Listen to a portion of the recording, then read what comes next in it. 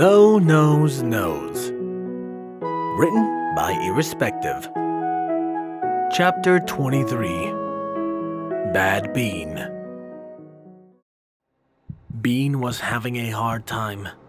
He was having a hard time seeing. His vision had gone unfocused and blurry, and he was pretty extra sure the tears were a contributing factor. There wasn't much before him now other than the outlines, vague shapes, and grayscale colors. He was having a hard time walking. His hooves felt as heavy as lead, his fetlock shackled, double-bound and burning with a Tartarus-spawned fire that he wasn't sure would ever be quenched. His hearing was totally shot. He wasn't sure if any pony was speaking, but it wouldn't have mattered.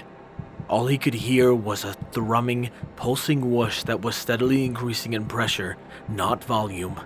His mouth felt cold, the taste on his tongue, raw and metallic.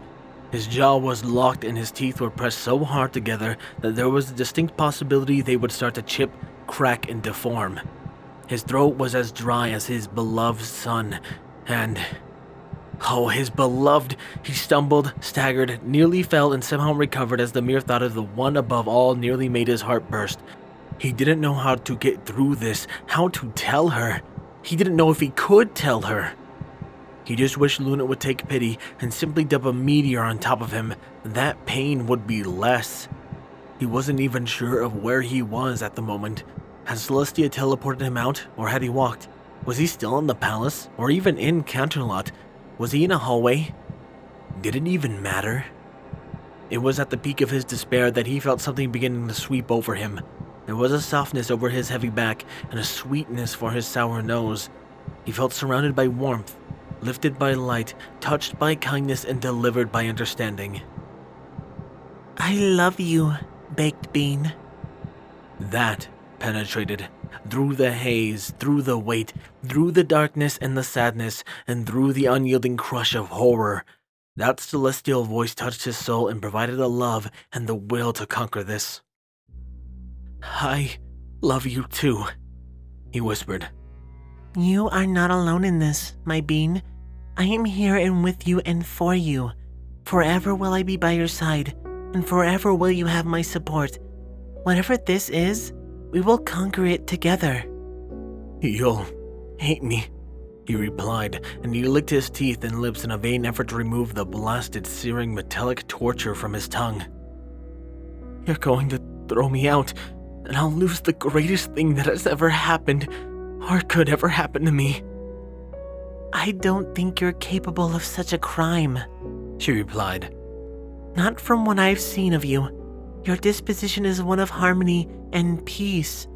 You will not be weighed in the balance for this, nor will I ever find you wanting. Bean fell to his knees, but Celestia fell with him. Nothing was said, but much was shared as Bean buried his face in her silken fur and simply wept. It was here, in this place and in this time, that Baked Bean began to comprehend what love really was and what it really meant. This was a moment that would forever define all other moments that came after it. And this changed Baked Bean. He could sense that he would never fully know or understand the how, but he knew he could never be what he once was. He had no idea how long it took him to regain enough composure to face her. Once he did, however, he sucked in a sob of delight when he found a magenta pair of eyes penetrating the gray that had seized his vision. When you are ready, my dear Bean. I don't even know how to begin. Her nose softly touched his. I have found it best to just spit it out. You went with that. I was 15. I had just tried out for and gotten a spot on the long-distance track team, and I was eager to get to know the other ponies. I had joined with the hopes of getting some relief from my failures in cooking, but that's besides the point. There was a team meeting the Friday after I joined. I eagerly went, hoping to make a good first impression, and at first every pony was cool. We went over some team news, when the training and practice would be, and what was expected. I knew I wouldn't be a strong competitor, but I did give the team enough bodies to compete, so it didn't matter. And then, his head dipped until his nose was nearly on the floor. Then it happened. He paused and sniffed loudly. Tell me, please, Celestia whispered. It was a hazing. I grew up around alcohol. Used it all the time in cooking. I knew full well what it did to a pony, how it reacted. I can tell you how long it would take the pony to get drunk, simply based on how much they had. And then I found myself sitting there, watching in disbelief as the team captain began passing out liquor he'd stolen from home. It was whiskey, mostly, from what I remember. The largest bottle was passed to me, and I was told that in order to finalize my place on the team, I had 10 minutes to drink the whole thing. It was impossible, and I knew it. There was no way any pony could drink that much that fast. I told them so, refused to take any part of it, and then started to leave. His tears began to fall against his will, but he fought through them. But then Swift Hoof, that idiot, he popped up. Well, the others jeered me. He talked me into staying, and he told me they were desperate and couldn't afford the loss. He reassured me it was just a dumb prank and that I just needed to drink as much as I could, throw up or get sick and let them laugh at me. He told me they'd all done it when they joined, and it's been done for decades. Just a harmless stunt. Nothing could go wrong. They respect me for doing it after. Bean shuddered fiercely. The final nail was when he offered to match me, ounce for ounce. He didn't mind if they laughed at him too. He was just the one who had encouraged me to join the team, so he was willing to help me get through the last part. I caved, he stated, with a note of such disgust that it hung in the air, putrid and festering. I knew I shouldn't, and I did. I took that bottle. I took a glass. I poured out a shot and I downed it. Things get muddled and fuzzy at that point. I honestly don't remember how much I drank, or really what happened. There was lots of laughing and I'm pretty sure I threw up 2 or 3 times, but that's about it. There's nothing else. When I came to, I was in a jail cell. The police had found me behind the trash cans at school, with a couple of empty whiskey bottles nearby. And Swift Hoof. Bean couldn't talk for a moment. The emotion was just too much. Alcohol poisoning, they said. That wasn't your fault, my love. Celestia's wing pulled him in tighter, and Beast began to fight back against his depression. What happened is as plain as the nose on your face.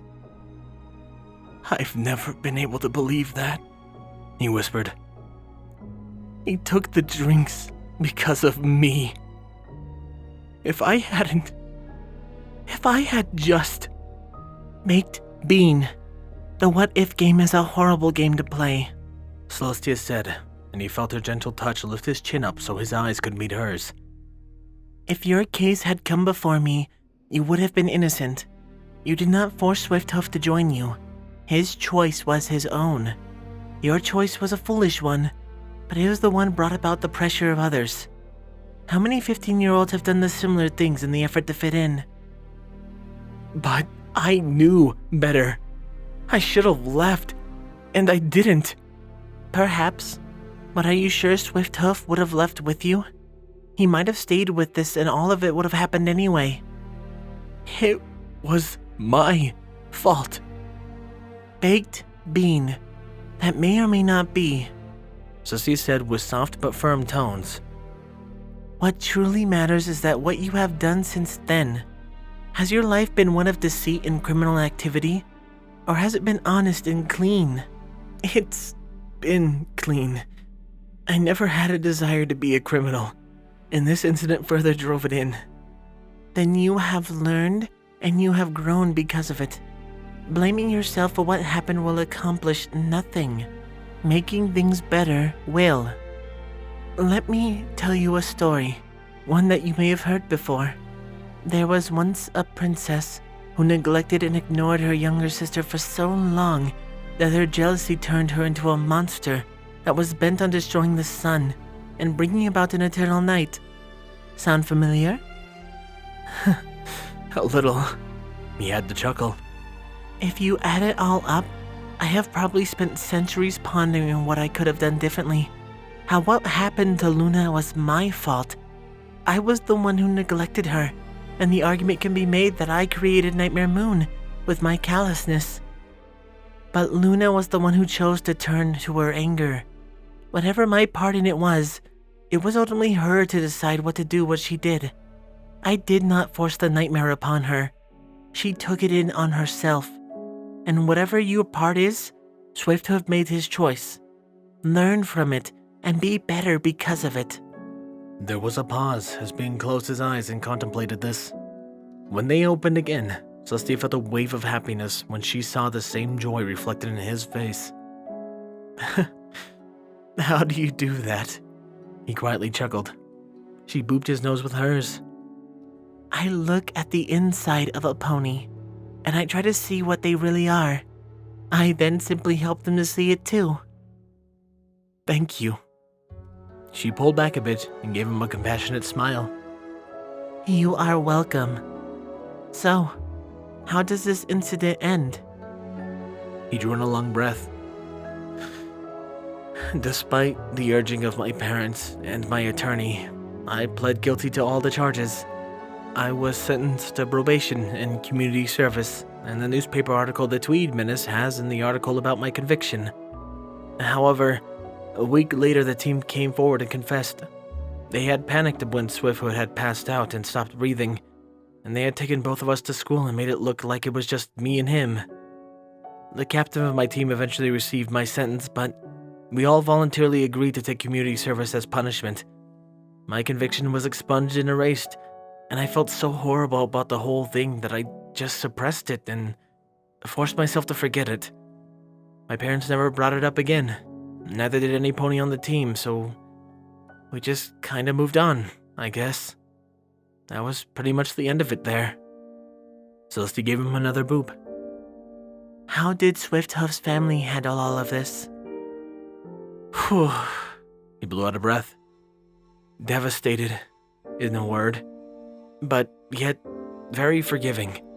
Far more than they should have been, in fact.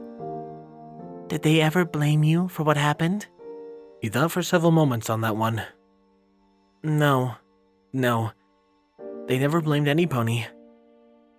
Then don't blame yourself either. So, you don't hate me? She chuckled a bit. No, my dear Bean, I don't hate you. I am still very much in love with you. But here is your chance to come clean. Is there anything else you've done that a pony could use against you? Are there any misdeeds or criminal activity that I need to know about? I stole a candy bar from the corner market when I was 4. Dad caught me and had me pay it back. Oh, well. She huffed, and the feathers on her wings ruffled. I certainly can associate with a 4-year-old candy thief. I jaywalk on occasions, but only late at night, when I was trying to get home before curfew. You are one bad bean, she laughed. Rotten to the core. He laughed with her. It was amazing how relieving and ennobling that laugh was. No, I've never been one to break the law. I haven't done anything else. Good, she replied. I didn't get the impression that you were the type. So, what do we do about Mr. Tweedy? It's clear this is a blackmail attempt, she replied as they both stood. Her wings stayed over him, though, and being found they were in a hallway, but it was noticeably devoid of any pony, even guards. He probably wants a nice payoff to stay quiet. The problem is that this can happen again. Any pony who has a newspaper from that time could eventually reveal this. However, I think there's a way to resolve this once and for all. It may be rather painful for you, though. I'll do whatever I need to do. Just tell me. Princess Celestia strode back into the throne room with her wings locked in the full and upright position and with righteous indignation on her face. She was secretly pleased, however, to find that Cadence, shining armor, and Luna were all standing and glaring at Silvertongue, and Luna was giving him the most wonderfully intimidating stare she'd ever given in her life. He was trying to glare back, but it was fairly obvious he was questioning this choice he'd made. 6 guards also stood around him, each with either their spear or their horn at the ready and itching for an excuse to be used. Celestia glanced over all of them quickly before nodding to Shining Armor. "This is an outrage!" Silvertongue shouted as soon as the shield came down. "I have never been so insulted. I came here to—" Luna, Celestia cut him off forcefully, but his stern stare remained on him. tell me, what is the penalty for blackmail against the crown again? Luna grew an evil and decidedly demented grin. Why, as I recall, the penalty was 50 years on the rack, sister. Or perhaps it was 50 years in the stockades. I always get them mixed up. Perhaps we could do both, but at the same time. That was always fun. Do you still have my Iron Maiden cabinet? I could substitute that for the stocks if need be, but it might be a little rusty. "You wouldn't dare," Silvertongue shot back. "I'm not doing anything wrong.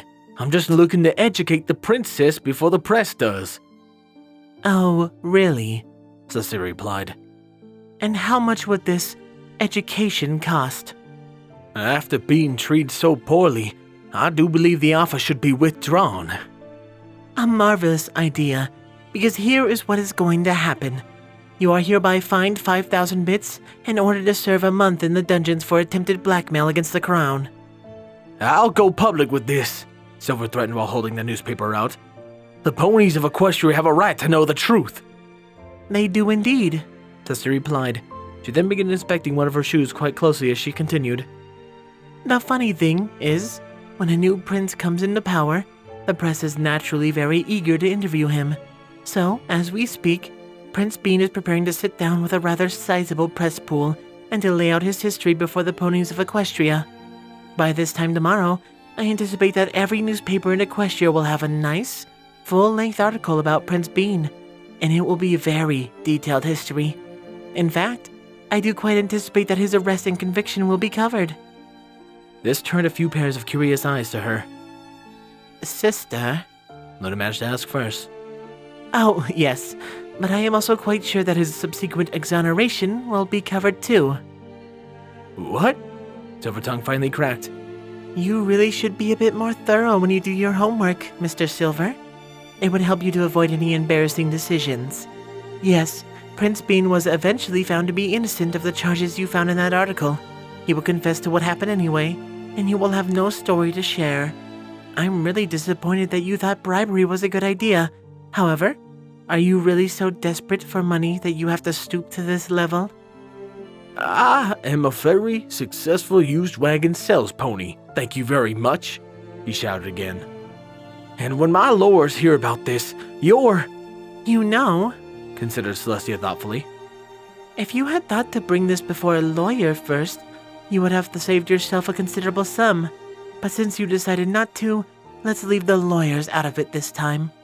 Think of it as an educational experience. Professor Shining Armor, would you take our new pupil to his classroom? Let's go, Shining ordered. Silvertongue continued to protest loudly while he was escorted out, but the spears and horns provided more than enough motivation to keep moving. Celestia then took a deep, cleansing breath. Wisteria, are there any more petitioners? About a dozen at the moment, yes, the secretary replied, then looked over her shoulder. Well, 3 now. I think the rest of them got scared away. Very well. Allow me 15 minutes to inform Cadence and Luna of the situation, and then we'll resume. How you holding up, Bean? Baked Bean gave a sad smile to Shining Armor as he sat in the chair next to him, graciously took the pink lemonade Shining offered, and then he drew in a long breath. You still want to speak to the felon, huh? Don't do that to yourself. You were young and you made dumb decisions. I think you've already paid the price for it. I bet you never did anything this dumb. Last day of basic, Shining immediately responded. I was in a class of 15 cadets. We were looking forward to graduation, and one of the cadets offered to take us all out for a round in celebration. I told him no first off, but he and the others pushed and pushed until I finally joined in.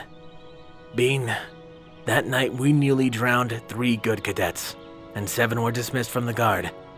I bet I felt about as low as you did when I had to go home and explain to my folks and to Twiley what had happened. My sister nearly killed me with that look of disappointment all by itself. That moment changed me, Bean. But 1 or 2 more shots and I would have been explaining to my Sarge why they were dead ponies in my platoon. You're not the only one. Most ponies, in my experience, have made at least one serious blunder in their life. The trick is to realize how stupid it was. There's plenty of ponies who never wise up to that fact and just keep repeating the same mistake. Bean inhaled deeply. I guess so. You know, it was strange, and yet kinda nice to just lay it all out there.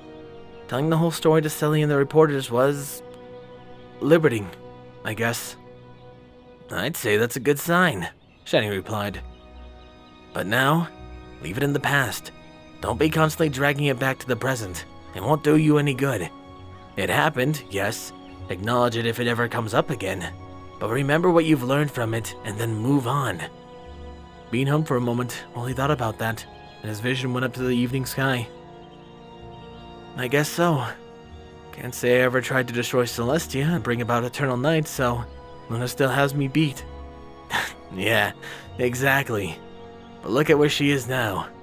Her past doesn't define her present. I never really understood why no pony gave her any attention back then. I know there were a lot of monsters or whatever, but whenever I looked at that night sky when I was a colt, I was amazed by what I saw. And then when she returned, I remember going out and looking at the stars that first night after I heard she returned. I mean, no offense to my wife, but Luna is the true princess of the night. The stars were... I've never been able to fully describe it.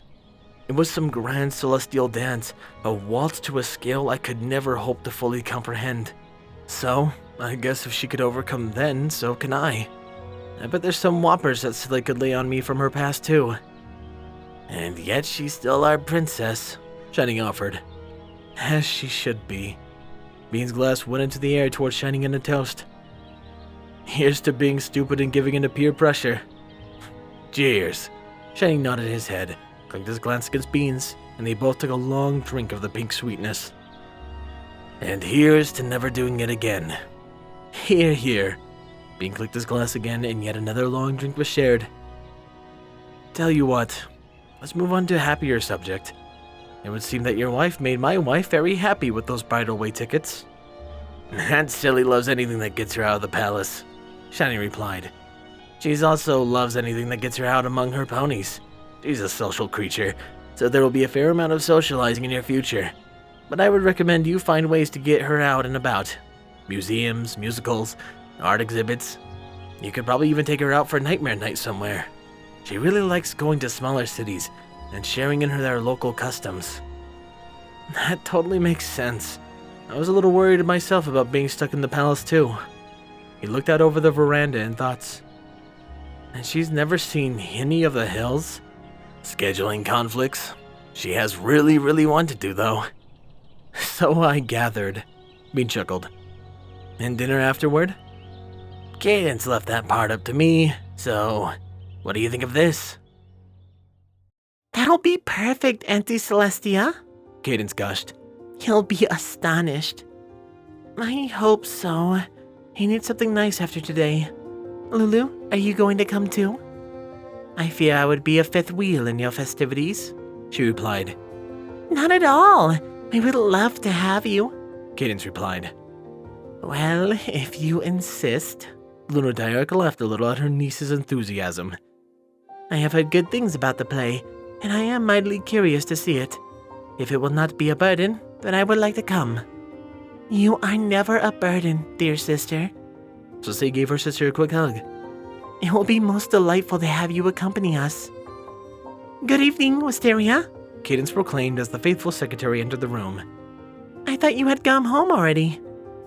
I was just about to, but there was one thing I wanted to check with Princess Celestia.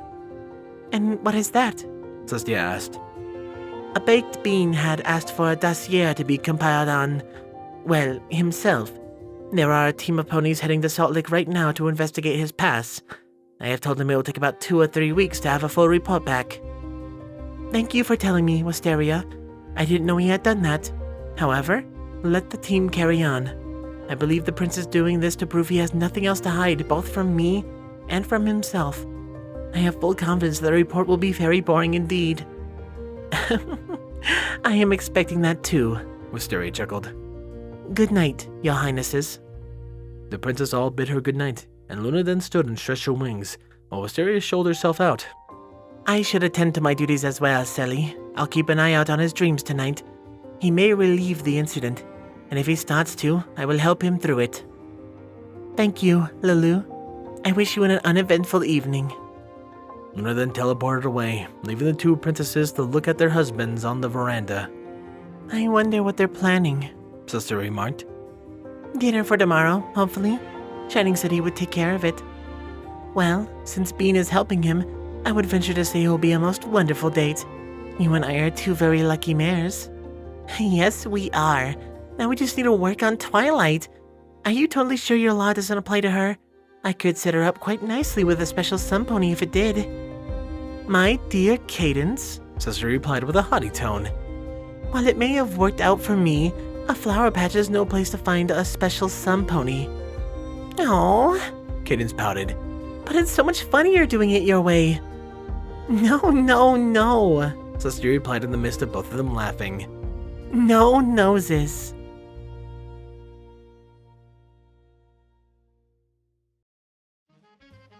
$200 videos. I figured I'd do something special, like another nose for 200 videos. I don't know. It felt eventful. It was either this or TCP. I was deciding between the two and I was like, no nose has been 2 weeks. Let's go ahead and do another video. I'll be resuming my normal schedule, no worries. I think the next one in line is In the Dark, I believe. And then we're back to our normal schedule. However, thank you all for watching my videos, supporting my channel, and just, I don't know, being here to listen to me talk and do the funny horse words and change up my voice or listen to me do simple fix. I don't know. It's really humbling. And I'm glad that you who sit, at the end of these videos and that you've enjoyed all these. That aside, however, those who have also enjoyed, and I always will forever thank, are my wonderful Patreons with a new special one. Thank you, Squall, Windfeather, Juan de la Paz, Starlight Blaze, Rainflicker, Dreamless Portal, Redeemer of Dark. Thank you, Chase LeMaster, Sword Brother and Mordred, DanishDash, Nightingale, DJMX 2000, Solus, RD Bryant, Captain BlueShadow, Nocturne, HKH4 aka Texture, The Animated Ghost, and Canned Panzer. And thank you to Dark Guardian, another Titan tier, a tier of patronage I was not expecting anyone else to take, because Silent Titan is insane. $100 to my Patreon is far too kind, and to not only Silent Titan, but also Dark Guardian, thank you guys so much. It means a ton to me. It goes directly into funding new projects, or multi-VA things, new arts for like my end credits, or for different fic thumbnails. I'm just so thankful. Thank you so much, you two, and everyone else who supports me, watches my videos, likes the videos, leaves a little comment for the algorithm. All of it just means so much to me. Thank you guys so much. This has been Firehearth. Thank you for enjoying 200. Have a wonderful day.